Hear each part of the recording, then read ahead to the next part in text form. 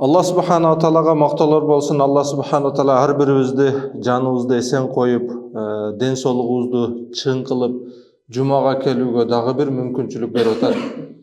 Демдин киргени жана чыкканы, сиз менен биздин бул дүйнөдө жашап атканыбыз өзү өтө чоң бир неамат. Allah subhanahu wa ta'ala сиз менен бизге берип аткан эң чоң неаматтардан бирөөсү.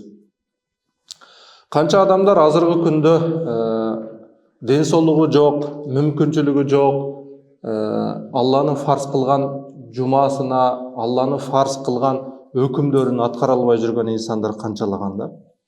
Демек, урматтуу туугандар, күн сайын биз шүгүр менен жашайлы.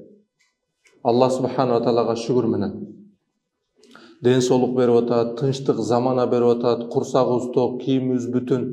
Демек, ушунун шүгүрчүлүгүнө дагы сиз менен биз Аллахтын фарздарын, өкүмдөрүн аткарыштыгыбыз дагы сиз менен бизге парз. Бүгүнгү сиз менен биз токтоло турган темабыз, урматтуу туугандар, амру маруф, нахи мункар. Бул дегени жакшылыкка чакыруу, жамандыктан кайтаруу. Дегеле инсанга жакшылыкка чакыруу, жамандыктан кайтаруу кайсы инсандарга милдеттендирилген? Бизде суроо болушу мүмкүн да.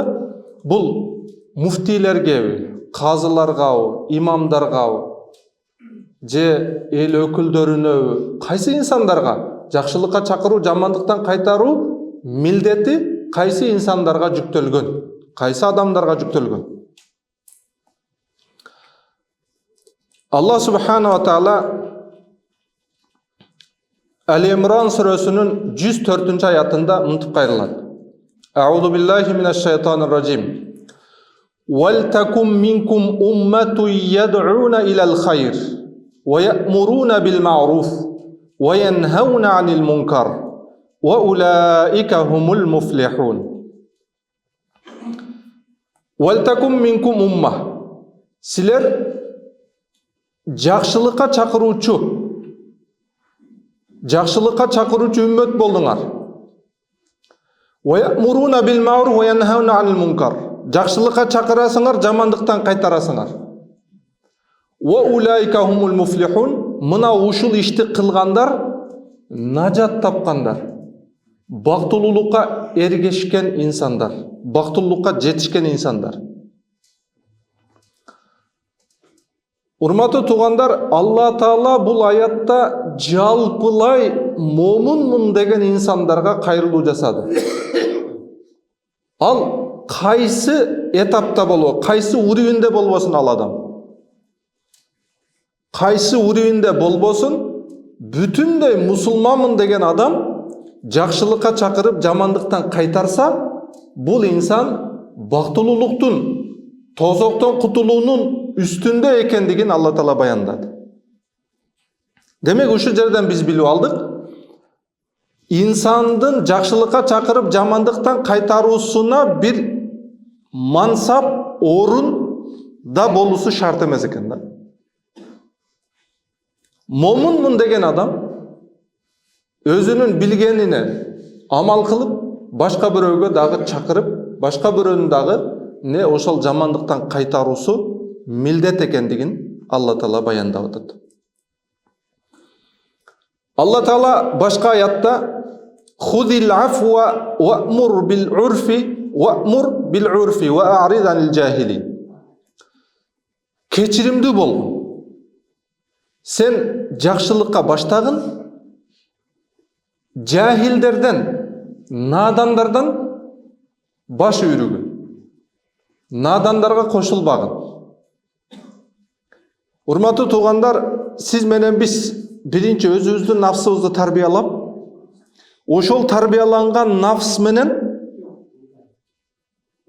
тилиңиз, колуңуз, көзүңүз жеткен жерге чейин инсандарды жакшылыкка үндөп коюусу ар бир мусулмандык милдет экен. Бизге чейинки, биздин пайгамбарыбыз Мухаммад Мустафа саллаллаху алейхи вассаламга чейинки канча пайгамбарлар өтсө, ошо пайгамбарларга жакшылыкка чакыруу, жамандыктан кайтаруу милдет болгон, бирок үммөтүнө эмес. Мурдагы үммөттөр өзүнүн билгениче амал кылып дүйнөдө жашай берген. башка бирөөнү жакшылыкка үндөгөн эмес. Себеби аларга милдет болгон эмес. Акыркы үммөт сиз менен бизге өзүбүз билгенибизге амал кылып, башка бирөөнү дагы ошол жолго үндөө үммөткө милдет кылынган. Бул эмне үчүн? Мындан кийин пайгамбар келбейт. Мындан кийин пайгамбар келбейт, кыямат келет. Ошо кыяматка чейин пайгамбарыбыздын туура жолун башка бирөөлөргө билгенче үйрөтүү не кылынган, үммөткө жүктөлгөн. Мына акыркы үммөт биздин өзгөчөлүгүбүз ушул. Өзүбүз да бейишке түшөлү, бүткүл үммөт дагы бейишке түшсүн. Ушундай түшүнүктө, ушундай негизде жашоо пайгамбарыбыз саллаллаху алейхи вассалам көрсөтүп кеткен жашоо, урматтуу туугандар. Мына ошондуктан сиз менен биз эмне кылайлы? Колубуздан келгенинче жакшылыкка чакырайлы. Аби Саид аль-Худри радияллаху анху бул жөнүндө мындай хадис риваят кылат. Сами'ту Расулаллах саллаллаху алейхи вассалам якул. Мен пайгамбарыбыздан мынтып айтып жатканын уктум. Мен ра'a минкум мункаран фальюгаййирху биядих. Пайгамбарыбыз саллаллаху алейхи вассалам айтты. Силердин араңарда кимдир бирөө динге, шариатка же инсандарга зыяны тие турган бир ишти болуп жатканын көрсө, анда ал аны колу менен барып өзгөртсүн. Башкача айтканда тыйсын. Колу менен барып ошол жаман иштин болуп аткандыгын токтотсун. Fa illam yastati' fa bi lisanihi.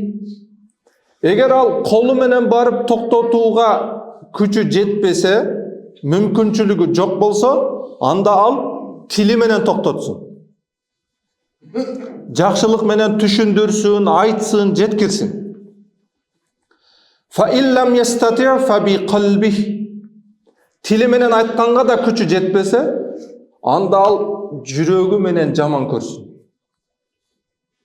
Жүрөгү менен ошол жаман иштин токтоосун кааласын. Wa zalika ad'aful iman. Бирок ушул акыркы этап имандын эң алсыз экендигинин белгиси. Иманы эң алсыз адам ушул акыркы этап менен жаман ишти токтотот. Пайгамбарыбыз саллаллаху алейхи вассалам 3 этапка бөлдү. Муну Муслим рахмахуллах риваят кылган хадис.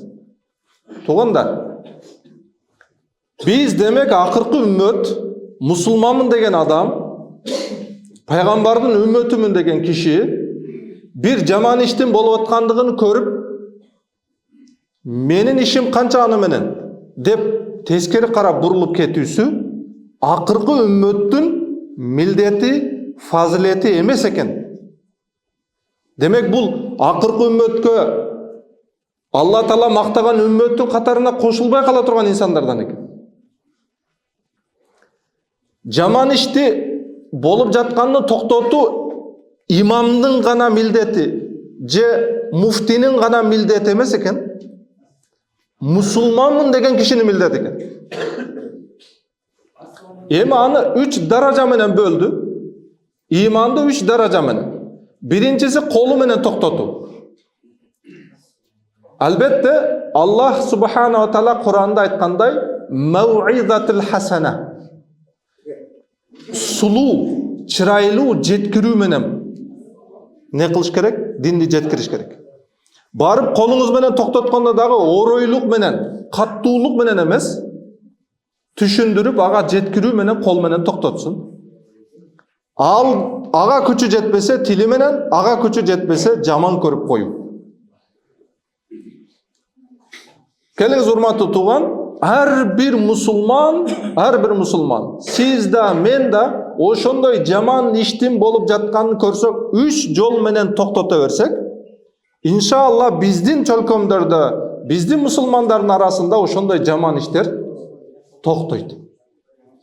Ошонун токтошуна сиз менен биз толук себепкер болобуз. Пайгамбарыбыз саллаллаху алейхи вассалам башка хадисинде мындай дейт. Ma min nabiyyin ba'athallahu fi ummatin qabli illa kana lahum min ummati havariyun. Qançalagan menden aldın peygamberler ötse, oşo peygamberlerden ümmettörü bolgon, erçüçülörü, oşol ümmettörünün içinde havarileri bolgon. Başkaça aytkanda takvalары, Allah'a umtulgan insanları bolgon. Ve ashabun ya'khuduna bi sunnatihi ve yaqtaduna bi amrihi. Thumma innaha takhlufu min ba'dihim khulufun. Sünnötü bekem karmangan, peygamberlerden buyruklarına baş iген insanlar bolgon. Biroq andan keyin dagı bir elder çıka başlagan, alar yaquluna ma la yef'alun ve yef'aluna ma la yu'marun. Özdörü kılbagan nerseni aytışat, özdörü toktata albagan nerseni elge buyuruşat. Faman jahadahum bi yadihi fa huwa mu'minun. Emi qarаңыз, Peygamberimiz sallallahu aleyhi ve sellem uşunda arasında bir elder var. Yaquluna ma la yef'al. Özü kılbagan nerseni aytat. Ve yef'aluna ma la yu'mar. Jana buyurulbagan nerseni kılışat. Мындай адамдарды көрсөңөр, барып колуңар менен токтоткула, бул момундук сыпат. Wa man jahadahum bi qalbi fa huwa mu'minun. Kim жүрөгү менен барып токтотса, алда момун. Kim tili менен барып токтотса, алда момун. Wa laysa wara zalika min al-iman habbatu khardal. Бирок мындан артында жүрөгү менен да жаман көрүп койбосо, andan keyin anın жүрөгүндө нокоттун өлчөмүнчө иманы жок деп айтты Пайгамбарыбыз саллаллаху алейхи ва саллям. Нокоттун өлчөмүнчө иманы жок. Болуп аткан жаман иштер канча арабызда болуп атат. Алла Таала тыйган, Пайгамбарыбыз тыйган иштер канчалаган катталып атат. Мына ушуларды жүрөгү менен жаман көрбөй, алардын жамандыгына жүрөгү менен шерик болуп койгон kişiler var aramızda. Je olsam ne olsan oşa ol деген insanlar var aramızda. Mına oşonday insandın жүрөгүндө nokottun ölçömünçö imanı жок деп Peygamberimiz sallallahu aleyhi ve sellem bayandadı. Demek tuğanda akırkı ümmet bari жакшылыкка чакырып жамандыктан кайтаруучу инсан болуштугу милдет экендиги билинип атат. Allah Teala berekeli Kur'an'da, Peygamberimiz sallallahu aleyhi ve sellem berekeli hadislerinde siz menen biz har birimiz жакшылыкка чакыруучу, жамандыктан кайтаруучу инсан болуш керек экендигибизди буйруп атат. Allah subhanahu wa taala Kur'an'da bunu farz kılgan siz menen bizge. Жакшылыкка чакырышыбыз керек, жамандыктан кайтарышыбыз. Биздин колубуз кайсы жерге жетет? Биздин тилибиз кайсы жерге жетет? Ошол инсандардан. Биринчи өзүбүздөн, үй бүлөбүздөн, бала чакабыздан, кошна колоңдон, ушулардан баштап баарына сиз менен биз колубуз, тилибизди жеткириштигибиз абзел урматтуу тууган. Пайгамбарыбыз саллаллаху алейхи ва саллям бир хадисинде айтат: "Масалул qaim fi hududillah wal waqi' fiha kamathali qaumin istahamu ala safina." Allah'ın çekteri var. Мындан бияғы адал, мындан бияғы арам деген чектер бар. Ушул чектерди бекем кармап жашоочу инсанды мисалы дейт да. Башкача айтканда, шарият кандай көрсөтсө, ошол шариятты бекем кармап жашаган инсанды мисалы. Бир кемеге чыккан адамдар сымал. Фафара бa'духум a'laha. Кээ-бирки бөлүк инсандар кеменин үстү тарабына чыгышат. Ва бa'духум asfalaha. Кээ-бири кеменин төмөн жагына жайгашат.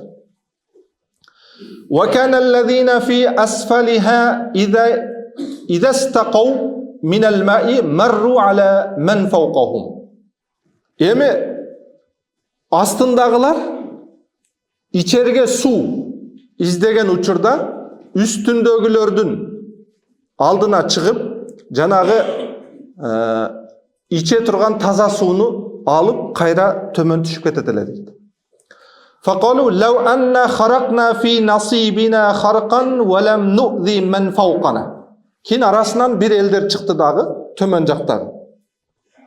Biz қайра-қайрылы үстіне шығып, içerге суымызды ала беріп, үстіндегі инсандарға зиян жеткіре баштадық.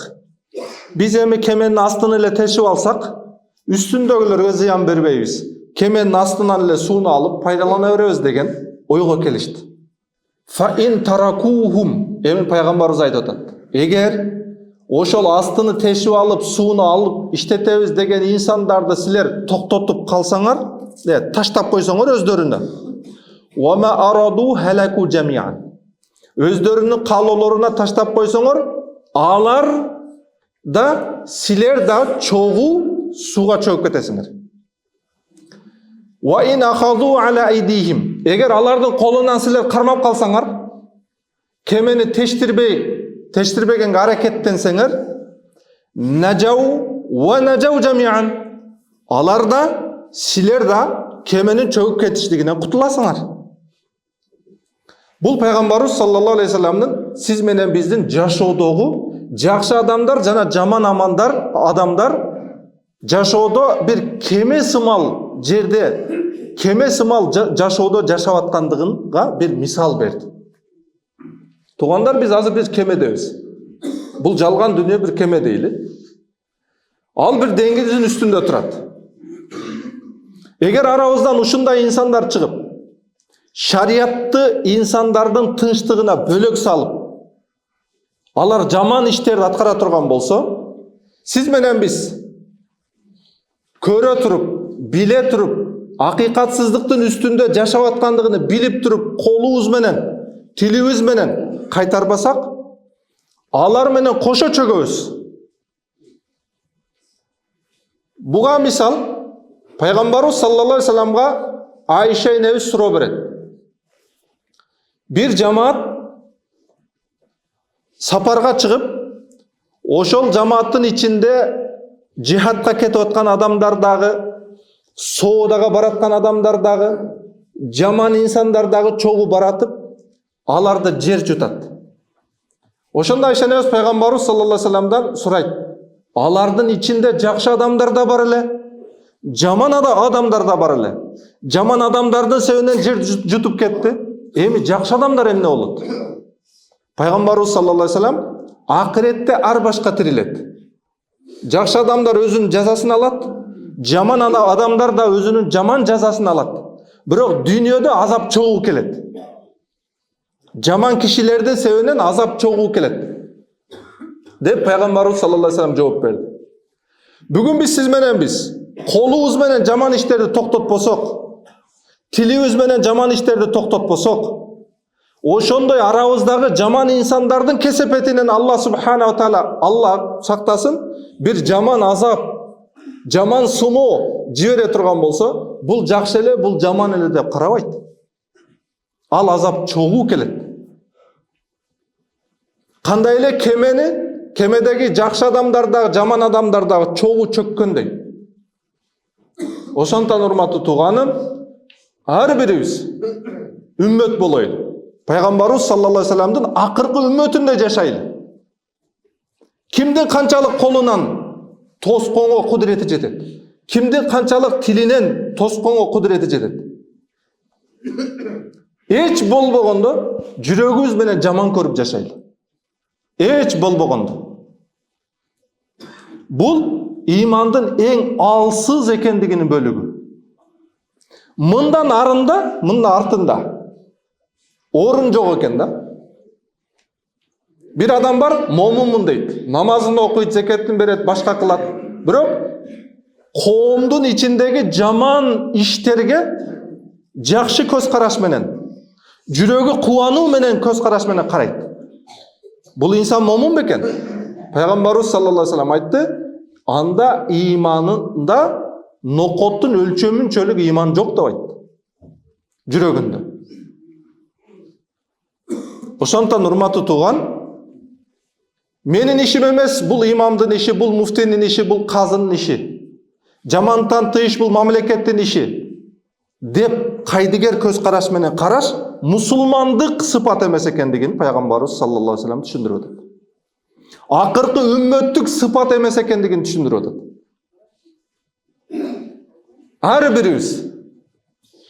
Ар бирибиз жакшылыкка чакырсак, жамандыктан кайтарсак, ушул иштин негизинде жүрө турган болсок, коом тазарат, эл тазарат, урпак таза болот экендигин пайгамбарыбыз саллаллаху алейхи вассалам түшүндүрүп атат. Бул бүгүнкү күндө Кыргызстандагы дааватчылардын иши эмес. Эшикти тыкылдатып, ар бирибизди жакшылыкка чакырып, жамандыктан кайтаруу. Жок, ар бир мусулмандын иши экен.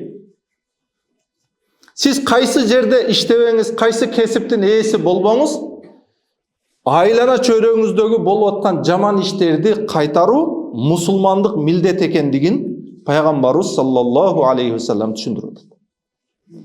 Ага дагы бир мисал менен пайгамбарыбыз саллаллаху алейхи вассалам өзүнүн хадисинде түшүндүрүп атат. Иякум вал жулуса фи турукат. Пайгамбарыбыз саллаллаху алейхи вассалам сахабаларга мынтип атат. Силер жолдо отуруудан сактангыла. Сахабалар айтты: "Я Расулаллах, ма лана мин маджалисина бут." Биз андан сактана албайбыз. Биз кээде жолдо отуруп калабыз, кээде бирөөнү күтүп калабыз. Ушундай иштер бизде көп кездешет. Натахаддасу фи, ал жерде сүйлөшүп калабыз. Бизде деле кээде кездешип атпайбы? Эки адам жолугуп калат, бир нерсенин үстүндө сүйлөшүп калат, жолдо ишибизди бүтүрүп калабыз. Пайгамбарыбыз саллаллаху алейхи вассалам айтты: "Фа иза абайтум иллал маджлис фa'ту тариqa хаққа." Анда силер жолдо отуруп калуудан сактана албасаңар, анда жолдун акысын берип отургула. Жолдун акысы эмне? Сахабалар: "Я Расулаллах, жолдун акысы эмне?" деп сурады. Пайгамбарыбыз саллаллаху алейхи вассалам айтты: "Гаддул басар." Биринчи жолдун акысы эмне экен? Көздү сактоо. Арам нерселерден көздү сактоо. Эркек болсун, аял болсун. Көпчүлүк түшүнөт экен, эркектер гана көзүн сактайт. Жок. Аялдар да эркектерден көзүн сактасын, эркектер да аялдардан көзүн сактасын. Намахрам, карашка уруксат берилбеген жерлерде. Мейли ал инсандардын арасында болсун, же болбосо кооз көздү кубанта турган нерселер болсун. Демек, биринчи көздү сактоо, ва каффул аза. Экинчиси, жолдо инсандарга зыян берүүчү нерселерди алып салуу менен, же аларды таштабоо менен жолдун акысын бергиле. Жолдун акысынын экинчиси жолдогу зыян берүүчү нерселерден тазалоо. Туугандар, биз жолдун акысын берүү ар жакта турсун, жолго зыян берүүчү нерселерди таштап атабыз. Кыш келе атат. Коргонубузга жааган карды жолго алып чыгып таштайбыз. Эмнеге? Ал эрип, суусу биздин коргонду суулабасын, көчөнү сууласын. Жаңы мамлекет куруп аткан асфальттарды суулап аларды көтүрсүн. Биздин максатыбыз ошол. Биздин үйүбүз чөкпөсүн, жол чөксүн. Мына мусулман кайсы жерге жетип калды? Кайсы этапка барып калды? Эгер чыныгы мусулман боло турган болсо, жолдогу карды коргонуна алып кирип койсун да. Жолдогу инсанга зыян бере турган нерсени алып салсын. Биз бир пакетти түшүнүп атабыз да. Крышабыздагы жамгырдан аккан сууну коргонго эмес, алып чыгып жолдун ортосуна түшүрүп коебуз да. Жолдун ортосуна түшсүн. Менин үйүмө зыян келбесин, жолго зыян келсин. Кайсы чекке жетип калгандыгыбызды биз өзүбүз көрсөтүп атабыз, урматтуу тууган. Демек, жолдун акысын экинчиси эмне кылуу? Элдерге зыян берүүчү нерселерди тазалоо. Ташташ эмес, таштап койгон нерсени тазалоо деп айтат. Үчүнчүсү, радду салам. Саламга жооп берүү. Урматтуу туугандар, мусулманда эң алсыз төмөн жерге түшүп кеткен нерсе бул саламга жооп берүү. Салам бериш өзү бир сүннөт амал. Ага жооп бериш важип амал. Биз айт намаз окуп атабыз, витр важип намаз окуп атабыз. Ушунун деңгээлинде саламга жооп бериш. Ва алейкумуссалам ва рахматуллахи ва баракату. Салам берсе жооп беришке текеберленген инсандарыбыз бар арабызда. Салам беришке, жооп беришке жалкоолонгон инсандарыбыз бар арабызда. Эч мындай патриотубуз, имандуубуз башыбызды ийкеп койгуз. Башты ийкеш важып эмес. Сиз важыптан кутулбадыңыз. Ва алейкумуссалам ва рахматуллах. Алла Таала не деген Куранда? Сага салам берилсе, ошондой кылып кайтаргын, же андан жакшыраак кылып кайтаргын. Демек, урматтуу тууган, үчүнчүсү эмне экен? Саламга жооп берүү. Төртүнчүсү ва амру бил ма'руф. Вал амру бил ма'руф. Жакшылыкка чакыруу.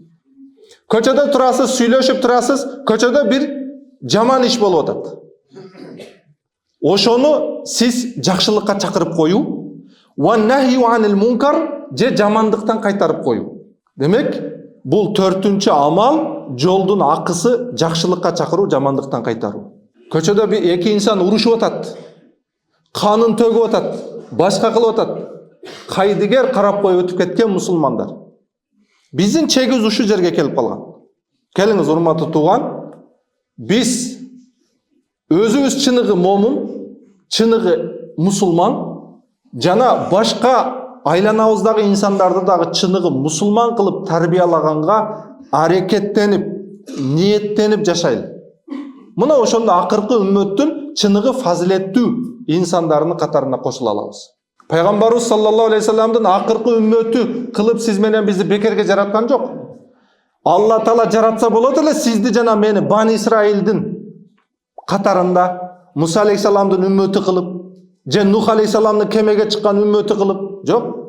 Сиз менен бизди Пайгамбарыбыз саллаллаху алейхи вассаламдын үммөтү кылып жаратты.